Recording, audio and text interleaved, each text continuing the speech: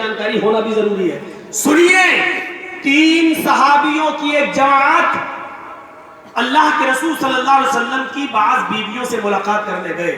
حدیث کے الفاظ کیا ہے؟ قال, کیا ہے؟ جاء ثلاثۃ رہط الی بیوت ازواج النبی صلی اللہ علیہ وسلم. یہ ہے بخاری شریف کے حدیث کے الفاظ. 3 لوگ, 3 صحابی نبی اکرم کے گھر میں نبی اکرم کی بیویوں سے ملاقات کرنے گئے. جب وہ نبی اکرم کی بیویوں سے ملنے گئے تو انہوں نے عبادت کے بارے میں پوچھا. ان تینوں صحابیوں نے عبادت کے بارے میں پوچھا.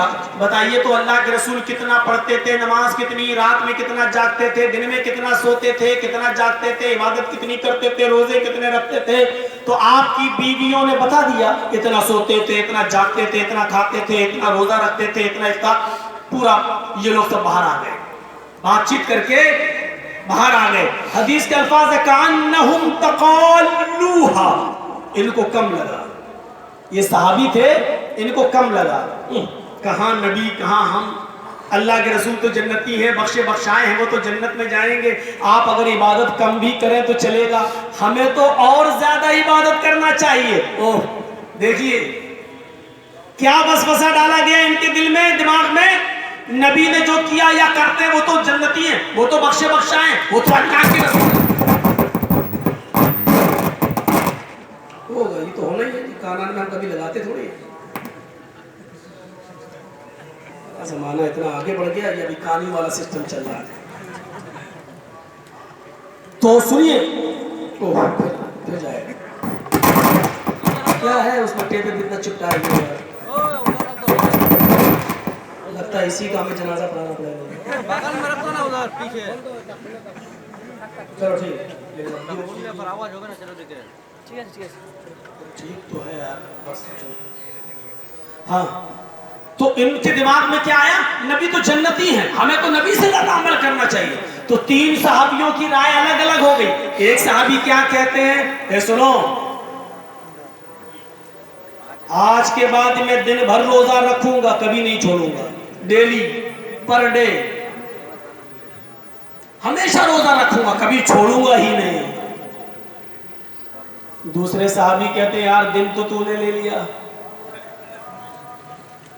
میں رات بھر عبادت کروں گا, کبھی نہیں چھوڑوں گا. آج کے بعد سوؤں گا ہی نہیں, رات بھر عبادت ہی عبادت کروں گا. دیکھیے ایک نے کیا کہا, میں دن بھر روزہ رکھوں گا, اصوم النہار ولا اترک ابدا, میں ہمیشہ روزہ رکھوں گا اور کبھی نہیں چھوڑوں گا. دوسرے نے کیا کہا, اصلی اللیل, رات بھر نماز پڑھوں گا, کبھی نہیں چھوڑوں گا, ہمیشہ جاگوں گا, رات بھر نماز ہی پڑھتا رہوں گا. تیسرے صحابی بولے اچھا, تم دن میں روزہ رکھو گے, تم رات بھر نماز پڑھو گے, تو میں کیا کسی چھوٹے باپ کا بیٹا ہوں؟ تو صحابہ نے, تم کیا کرو گے؟ بولے میں رات میں نماز پڑھوں گا اور دن میں روزہ بھی رکھوں گا. اعتزل النساء, بیوی سے بھی الگ رہوں گا, کبھی اس کے پاس ہی نہیں جاؤں گا. لیجیے 3 لوگوں کی 3 قسم کی باتیں آ گئی. اچھا ایمانداری کے ساتھ بتائیے, ان لوگوں نے اچھا ہی کام کرنے کے لیے تو کہا تھا, کوئی غلط کام تو تھا نہیں. بھائی دن بھر روزہ رکھوں گا, کبھی نہیں چھوڑوں گا, کام تو اچھا ہی تھا نا. دوسرے نے کہا میں رات بھر نماز پڑھوں گا, کبھی نہیں سوؤں گا, اچھا ہی تو کام تھا.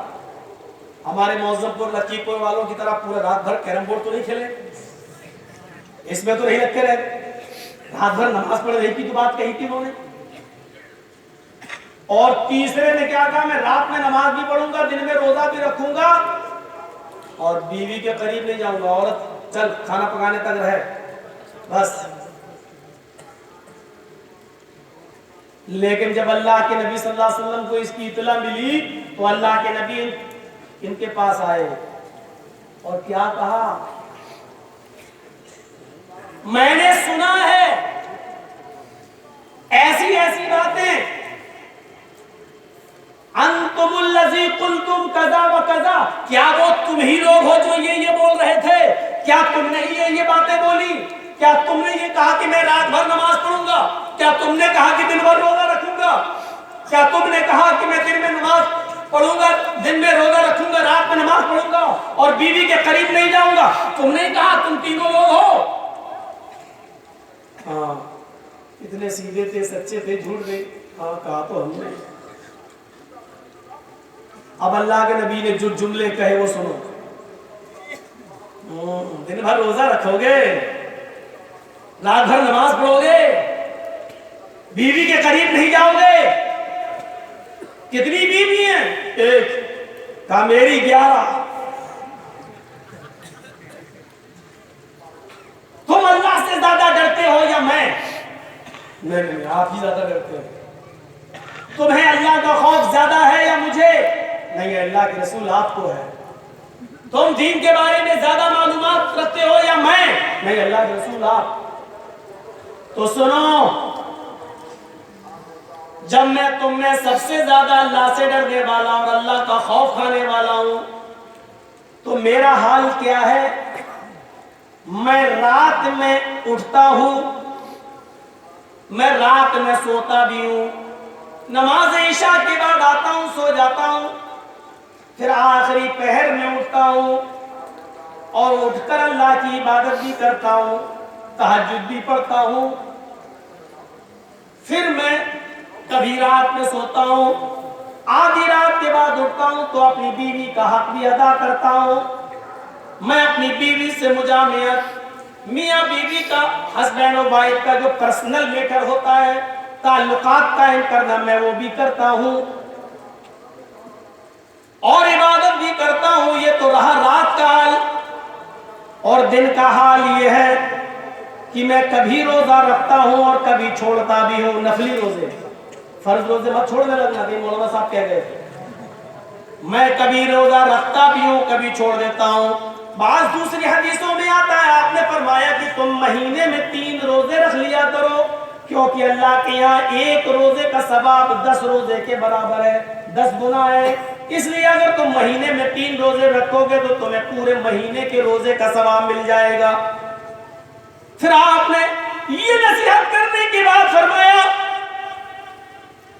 ہاذا سنتی، یہی میرا طریقہ ہے، یہی میرا راستہ ہے، یعنی تمہیں رات میں سونا بھی ہے، پھر رات میں اٹھنا بھی ہے، تمہیں اپنی بیوی کا حق بھی ادا کرنا ہے، تمہیں رات میں اٹھ کر اگر نفلی عبادت کرنا چاہو، تہجد وغیرہ پڑھنا چاہو تو غسل کر کے تہجد وغیرہ بھی پڑھ لو، نفلی عبادت بھی کر لو، اور مہینے میں 3 روزے بھی رکھ لیا کرو۔ آپ نے فرمایا یہی میرا طریقہ ہے، خبردار اگر تم رات بھر جاگے، خبردار اگر تم نے پے در پے کنٹینیو مسلسل روزے رکھے، خبردار اگر بیوی کا حق ادا نہیں کیا، اس کے قریب نہیں گئے، آپ نے فرمایا فمن رغب عن سنتی فلیس منی، جو میرے اس طریقے سے اعراض کرے گا، جو میرے اس طریقے سے منہ پھیرے گا، جو میرے اس طریقے سے پیٹھ موڑے گا اور روگردانی کرے گا، فلیس منی، وہ میری امت میں سے نہیں ہوگا، وہ مجھ میں سے نہیں ہوگا، وہ مسلمان نہیں کہلائے گا، وہ میرا امتی نہیں کہلائے گا۔ رات بھر نماز پڑھنے کے باوجود تمہاری انٹری مسلمانوں میں نہیں، رات بھر عبادت کرنے والے کی انٹری، دن بھر روزہ رکھنے کے باوجود مسلمان نہیں۔ کیوں؟ کیونکہ محمد رسول اللہ نے جتنا دیا اتنا لو، زیادہ کرو گے تو وہ بھی غلط ہے، جو دے وہ لے لو اور جتنا دے اتنا لے لو، یہ ہے سنت۔ سنت کی 2 مثالیں میں دے چکا ہوں آپ کو، ایک تو قولی کون کون سی؟ تو امام کہے وَلَضَّالِّينَ تو تم کہو آمین، اور دوسری حدیث سورہ فاتحہ پڑھو، اس کے بغیر نماز نہیں۔ آئیے نبی کا عمل دکھلاؤں، عمل کیا ہے؟ وعن النعمان بن بشیر رضی اللہ تعالیٰ عنہ قال کان رسول اللہ صلی اللہ علیہ وسلم یصوی صفوفنا اذا قمنا الى الصلاة فاذا استوینا کبر۔ رواہ ابو داؤد، یہ حدیث ابو داؤد کی ہے۔ اب دیکھیے کیا ہے، نعمان ابن بشیر فرماتے ہیں، ایک صحابی ہیں، نعمان ابن بشیر فرماتے ہیں اقامت ہوتی تھی اللہ اکبر اشہدو ان لا الہ الا اللہ اشہدو ان محمد رسول اللہ حی علی الصلاۃ حی علی الفلاح قد قامت الصلاۃ قد قامت الصلاۃ اللہ اکبر لا الہ الا اللہ. یہ اقامت جب ہوتی تھی اللہ کے رسول حجرے سے نکلتے تھے, مصلی پر کھڑے ہو جاتے تھے. جب مصلی پہ کھڑے ہو جاتے تھے تو چہرہ مقتدیوں کی طرف ہوتا تھا. ہمارے یہاں ایسا سسٹم نہیں ہے. ہمارے یہاں کیا ہوتا ہے, یہاں اقامت ہو رہی ہے اور امام صاحب پہلے سے مصلی پہ کھڑے قبلے کی طرف چہرہ. اب مقتدی کتنی دور کھڑے ہیں امام کو کوئی مطلب نہیں. ادھر مقتدی نے کہا اللہ اکبر لا الہ الا اللہ, ادھر امام نے کہہ دیا اللہ اکبر. غلط ہے.